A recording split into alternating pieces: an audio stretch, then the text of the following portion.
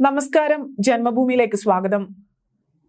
ഇന്ത്യക്കെതിരെ ഇന്ത്യയുടെ സമുദ്ര അതിർത്തികളിൽ നമ്മുടെ അയൽ രാജ്യങ്ങൾ കൂട്ടുപിടിച്ചുകൊണ്ടുള്ള കളികൾ ചൈന കളിക്കാൻ തുടങ്ങിയിട്ട് കുറച്ചധികം കാലമായി.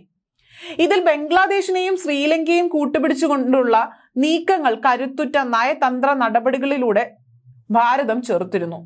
എന്നാൽ ഏറ്റവും ഒടുവിലായി മാലദ്വീപിനെ ഇന്ത്യയുമായി ശത്രുതയിലാക്കിയ നടപടി ചൈനയുടെ ഭാഗത്തു നിന്നുമുണ്ടായിരുന്നു.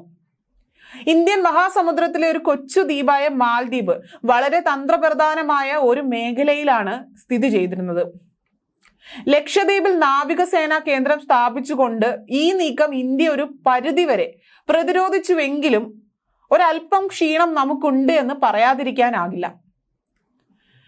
എന്നാൽ നമ്മുടെ തട്ടകത്തിൽ കയറി കളിച്ച ചൈനയ്ക്ക് അവരുടെ തട്ടകത്തിൽ മറുപണി കൊടുക്കുമെന്ന് ഇന്ത്യ അപ്പോഴേ ഉറപ്പിച്ചതാണ്. നാവികസേനയുടെ 3 ഡിസ്ട്രോയർ ക്ലാസ് കപ്പലുകൾ തെക്കൻ ചൈന കടൽ തങ്ങളുടെ വിന്യാസം പൂർത്തിയാക്കിയിരുന്നു എന്ന വാർത്തയാണ് ഇപ്പോൾ പുറത്തു വന്നിരിക്കുന്നത്. Guidance missile destroyer INS Delhi, fleet tanker INS ശക്തി, അന്തർവാഹിനി വിശുദ്ധ വാർഫെയർ കോർവൈറ്റ് INS കിൽത്താൽ എന്നിവയാണ് ഇന്ത്യ ഇപ്പോൾ തെക്കൻ ചൈന കടലിൽ വിന്യസിപ്പിച്ചിരിക്കുന്നത്. അതായത് മാലദ്വീപിൽ ചൈന കളിച്ച കളിക്ക് അവരുടെ വീട്ടുമുറ്റത്ത് തന്നെ മറുപണി കൊടുത്തിരിക്കുകയാണ് India.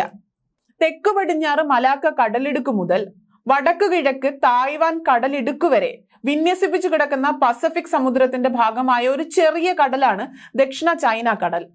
China, Taiwan, Philippines, Malaysia, Brunei, Indonesia, Singapore, Cambodia, Thailand, Vietnam എന്നിവയാണ് ദക്ഷിണ ചൈന കടലിന്റെ തീരദേശ രാജ്യങ്ങൾ. എന്നാൽ ഇവിടെയുള്ള എല്ലാ രാജ്യങ്ങളുമായി ശത്രുതയിലാണ് ചൈന. ഈ പ്രദേശത്തിന്റെ വാണിജ്യ പ്രാധാന്യവും പ്രകൃതി വിഭവങ്ങളുടെ കനത്ത സാന്നിധ്യവുമാണ് കാരണം.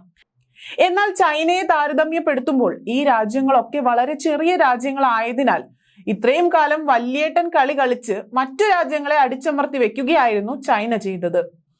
ഇവിടേക്കാണ് ഇന്ത്യ തങ്ങളുടെ 3 യുദ്ധക്കപ്പൽ അയച്ചിരിക്കുന്നത്. കഴിഞ്ഞ ദിവസങ്ങളിൽ ജർമ്മനിയും തങ്ങളുടെ കപ്പലുകൾ ഈ പ്രദേശത്തേക്ക് അയച്ചിരുന്നു. ഇന്ത്യയുടെ തട്ടകത്തിൽ കയറി ചൈന കളിക്കാൻ നോക്കുമ്പോൾ അവരുടെ തട്ടകത്തിൽ പോയി പണി കൊടുക്കുക എന്നല്ലാതെ നമ്മുടെ മുൻപിൽ വേറെ വഴികളില്ല. കളി തുടങ്ങിയത് ഇന്ത്യ അല്ലെങ്കിലും അത് തീർക്കുക ഇന്ത്യ ആയിരിക്കുമെന്ന് തന്നെ നമ്മുടെ കാഴ്ചപ്പാട്. അതിന്റെ ഭാഗമായി തന്നെയാണ് ചൈനയുടെ ഉമ്മറത്ത്, അതായത് തെക്കൻ ചൈന കടലിൽ തന്നെ ഇന്ത്യൻ നാവികസേനയുടെ 3 കപ്പലുകൾ നങ്കൂരമിട്ടിരിക്കുന്നത്. കഴിഞ്ഞ ദിവസങ്ങളിൽ ഇന്ത്യ ഫിലിപ്പീൻസ് ബ്രഹ്മോസ് മിസൈലുകൾ കൈമാറ്റം ചെയ്തും